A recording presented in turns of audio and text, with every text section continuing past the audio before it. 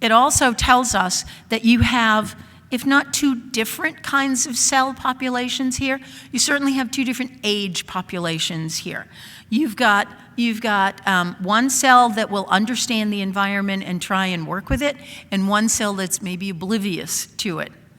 Well, what's going to happen if I give somebody medication? I'm going to get two different responses to that. No, I may get more side effects from the one that is uncontrolled, from the one that's a little more self-disciplined. ZAP70, very closely related to IgVH, is a genome that's located on the long arm of 2. So again, if you want to do something to engage your physician in a polite discussion, you can ask them if you have any damage on chromosome 2, and that should kind of get you down a road of conversation as well. This protein, it doesn't matter that it's on chromosome 2. What matters about this is that this is a protein that should be on stimulating cells.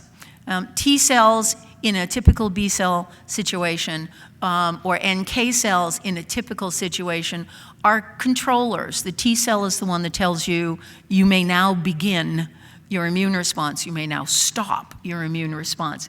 T cells are involved in that level of discussion with B cells.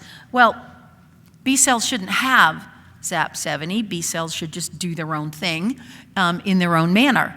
So when you have an abnormal gene that's active in the wrong cell, you're going to have some kind of difficulties with this.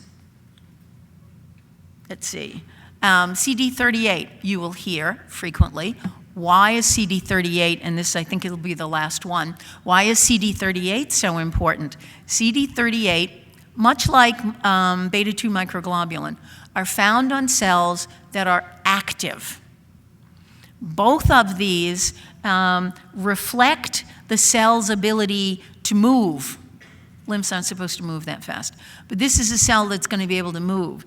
It's going to, it's going to work in those micro niches, and it will become more active if it's got a lot of CD38. It'll become more active if it's got a lot of beta-2 microglobulin. So when you have an increase of those in your system, it means you have more active cells than cells that are interested in siestas, and cells that are more somnolent, more slow driving, more slow working.